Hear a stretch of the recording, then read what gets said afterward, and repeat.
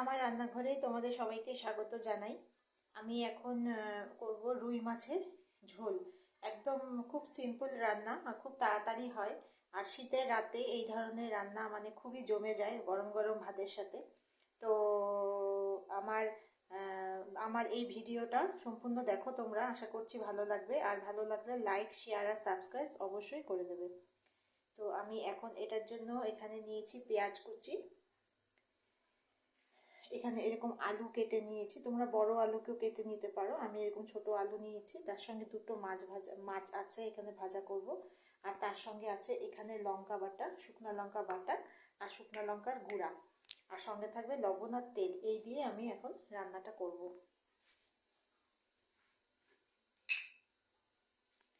তো আমি কড়াইতে তেল দিয়ে দিলাম। কড়াইটা যেহেতু গরম ছিল তো এটা কিন্তু গরম হয়ে গেছে। তো আমি এই তেলটাকে একটু ভালো করে নাড়িয়ে দিচ্ছি।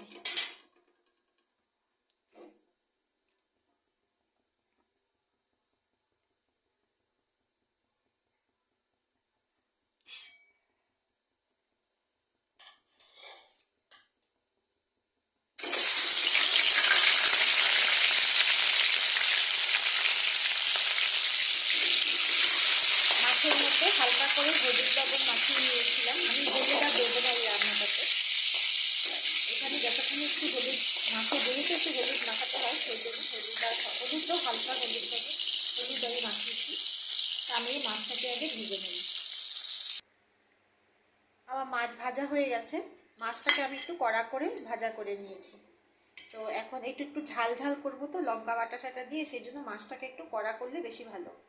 তো এখন আমি এখানে এই তেলের মধ্যে আলুগুলোকে ভেজে উঠিয়ে নেব। আলুগুলোকে জাস্ট একটু লবণ দিয়ে ভাজা করবো, হলুদ ছাড়া, হলুদ দেবো না।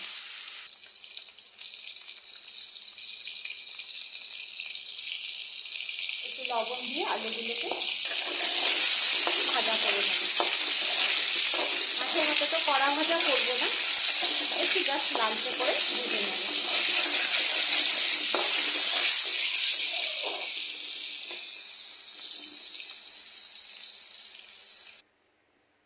আলু আমার ভাজা হয়ে গেছে।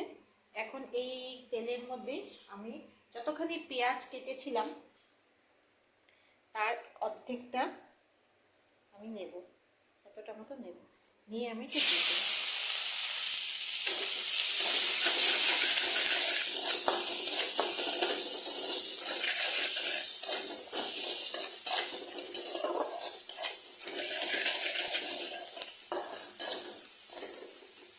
এটা জাস্ট একটু হালকা ফ্রাই হবে, পুরো লালচে করে না, একটু জাস্ট ফ্রাই।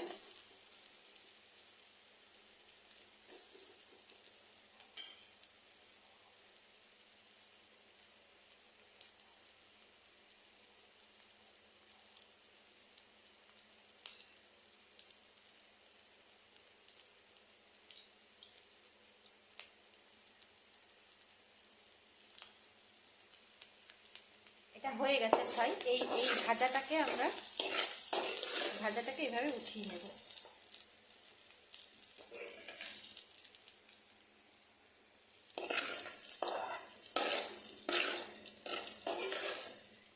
এই তেলের মধ্যে আমি আর একটু তেল দিয়ে দেবো।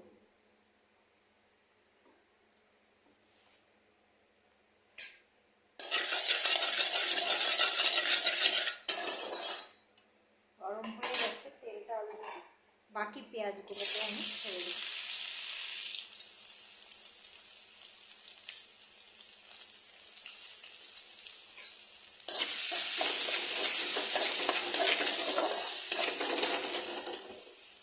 এর মধ্যে দিয়ে দেবো আমি অল্প লবণ।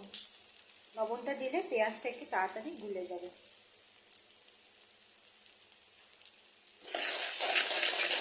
তাড়াতাড়ি একটু নরম হয়ে যাবে পেঁয়াজটা।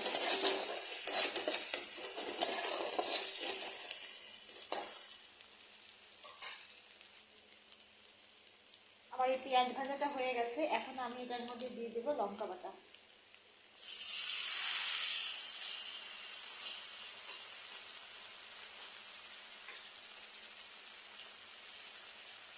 লঙ্কা বাটাটা দিয়ে দেবো। লঙ্কা বাটাটা দিয়ে এটাকে ভালো করে কষিয়ে নেব।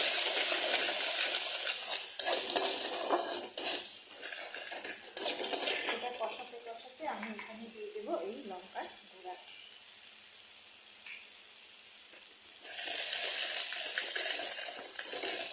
এটার মধ্যে আমি অল্প জল দিয়ে আমি আবার একটু কষাবো।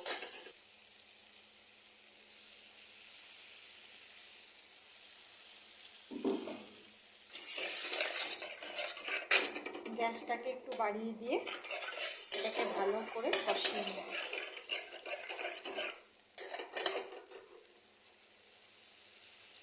এটাকে 2 থেকে 3 মিনিট এরকমভাবে নাড়তে হবে।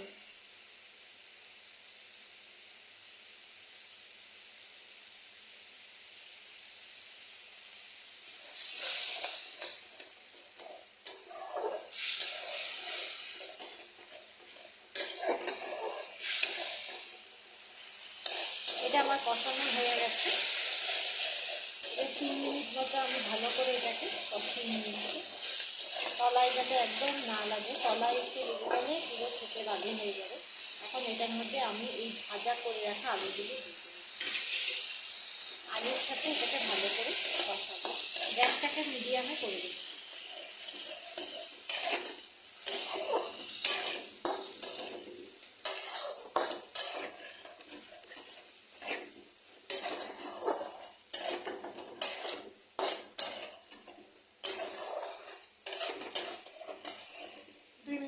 কষাবো।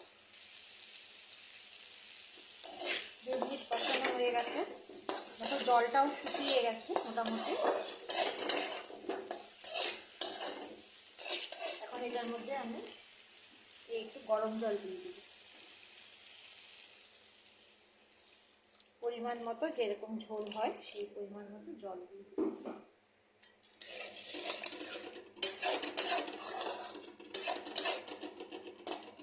এখন এই আলুটাকে আমরা মানে সিদ্ধ করতে দেবো। আলুটা সিদ্ধ হলে তারপরে মাছ ছাড়বো। 5 মিনিট হোক, তারপরে আলুটা দেখবো। একটু আর একটু জল দেবো। এখন এটাকে ঢাকা দিয়ে দেবো। আমার 6 মিনিট হয়ে গেছে। এটা 5-6 মিনিট সিদ্ধ করলে হবে। তো এখানে আলুটা দেখবো সিদ্ধ হয়েছে নাকি। হ্যাঁ, আলুটা সিদ্ধ হয়ে গেছে। এখন এটার মধ্যে আমি মাছ দিয়ে দেব। মাছ ভাজা করে রাখা মাছগুলো দিয়ে দেব। তার সঙ্গে দিয়ে দেবো 2টো মতো কাঁচা লঙ্কা।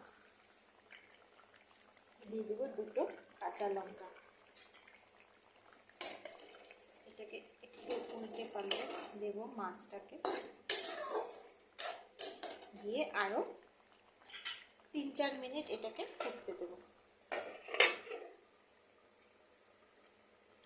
4 মিনিট হয়ে গেছে।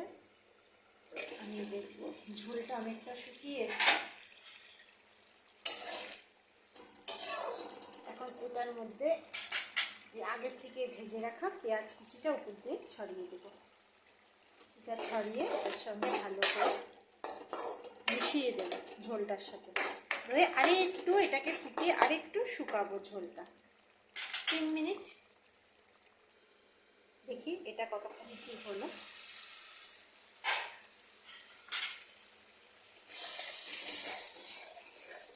এটা একদম একটু শুকিয়ে গেছে। একদম এরকম থাকবে জিনিসটা। এটা গরম গরম ভাতের সাথে খেতে ভীষণই ভালো লাগে। তোমরা একবার ট্রাই করে দেখো, অবশ্যই ভালো লাগবে। আমার এই রেসিপি যদি ভালো লেগে থাকে, আমি আরেকবার বলছি, লাইক, শেয়ার আর সাবস্ক্রাইব করে দিও। তো এখন এই গ্যাসটাকে আমি এখন বন্ধ করে দেব। এটা এরকম ধরনের হবে, শুকনা শুকনা।